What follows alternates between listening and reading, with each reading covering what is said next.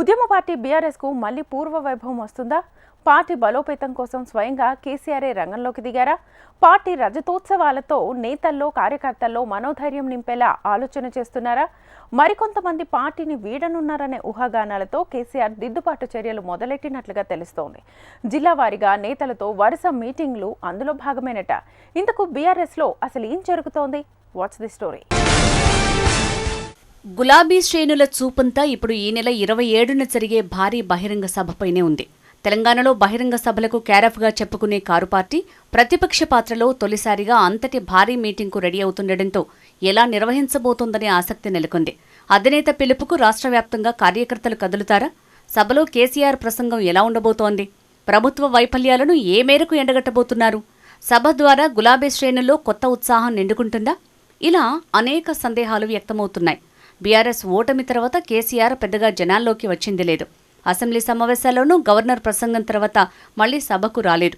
Budget చర్చల్లోనూ పాల్గొనలేరు. Form హౌస్కే పరిమితమవుతూ అక్కడికే party నేతలను పిలిపించుకుంటూ వారికి దిశానిర్దేశం చేయటం, ప్రభుత్వంపై విమర్శలు చేయటం చేస్తున్నారు.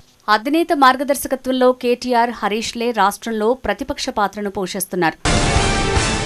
గులాబీ పార్టీ ఆవిర్భవించి 25 వసంతాలు కావస్తున్న నేపథ్యంలో ఏప్రిల్ 27న వరంగల్లో సిల్వర్ జూబ్లీ వేడుకలకు పిలుపునిచ్చారు కేసీఆర్. సభ ఏర్పాట్లపై ఇప్పటికే ఉమ్మడి జిల్లాల నేతలతో వరుసగా సమావేశాలు నిర్వహిస్తున్నారు. సాధారణంగా పార్టీ బహిరంగ సభలంటే సభాస్థలానికి చెందిన ప్రాంత నేతలకే నిర్వహణ బాధ్యతలు ఇచ్చి ఏర్పాట్లను పర్యవేక్షించడానికి పార్టీలో కొంతమంది నేతలను నియమించేవారు. కానీ పార్టీ రజతోత్సవానికి స్వయంగా పార్టీ అధినేత కేసీఆర్ వరుస సమావేశాలు నిర్వహించడంపై బీఆర్ఎస్ పార్టీలో ఆసక్తికరమైన చర్చ జరుగుతోంది. వరంగల్ భారీ బహిరంగ సభ ద్వారా చాలా రోజుల తర్వాత కేసీఆర్ ప్రజల్లోకి వస్తుండటంతో ఆ పార్టీ నేతలతో పాటు జనాల్లోనూ ఆసక్తి నెలకొంది. తెలంగాణ పోరాట సమయంలో భారీ బహిరంగ సభలనే ఆయుధంగా ఎంచుకున్నారు కేసీఆర్. భారీ జన సమీకరణతో ప్రజల్లో ఉద్యమ భావాన్ని నింపారు. ఇప్పుడు ప్రతిపక్షంలో మళ్లీ అలాంటి స్ట్రాటజీని ఎంచుకున్నట్టు తెలుస్తోంది. భారీ బహిరంగ సభతో జనాలకు చేరువ కావాలని, ప్రభుత్వ వైఫల్యాలను ప్రజల్లోకి తీసుకువెళ్లాలని చూస్తున్నారు. 10 ఏళ్లు అధికారంలో ఉన్న బీఆర్ఎస్ ప్రతిపక్షంలో తొలిసారి వేడుకలను నిర్వహిస్తోంది.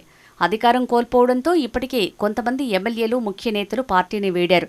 ఇదే బాటలో మరికొందరు లీడర్లు సైతం కండువాలు మార్చుతారనే ఊహాగానాలు వినిపిస్తున్నాయి. దీంతో పార్టీ నాయకులతో పాటు కార్యకర్తలకు భరోసా కల్పించాలనే ఉద్దేశంతో అధినేతనే స్వయంగా సమావేశాలు నిర్వహిస్తూ పార్టీ అండగా ఉంటుందని సందేశమిస్తున్నారట. పార్టీకి కార్యకర్తలే బలం కాబట్టి వారిలో మనోధైర్యం నింపే ప్రయత్నం చేస్తున్నారట. నాయకులు వస్తుంటారు, పోతుంటారు, కార్యకర్తలు మాత్రం పార్టీని అంటిపెట్టుకుని ఉంటారని, అందుకే కేసీఆర్ వరుసగా వారితో సమావేశమవుతూ పార్టీకి పూర్వ వైభవం తీసుకొచ్చే లక్ష్యంగా ఆయన అడుగులు వేస్తున్నారట. కాంగ్రెస్ అధికారంలోకి వచ్చిన తర్వాత బీఆర్ఎస్ పార్టీ నేతలతో పాటు పలువురు కార్యకర్తలపై అక్రమ కేసులు పెట్టి వేధిస్తున్నారని గులాబీ లీడర్లు ఆరోపిస్తున్నారు. దీంతో పార్టీ క్యాడర్లో కొంత గందరగోళం నెలకొంది. అలాంటి వారిలో మనోధైర్యం నింపాలన్నదే కేసీఆర్ ప్రధాన ఉద్దేశంగా ఉందని కొందరు పార్టీ నేతలంటున్నారు. బహిరంగ సభ విజయవంతం కావాలంటే కార్యకర్తలే ప్రధానం కాబట్టి ఆ దిశగానే ఆయన ఆలోచన చేస్తున్నారట.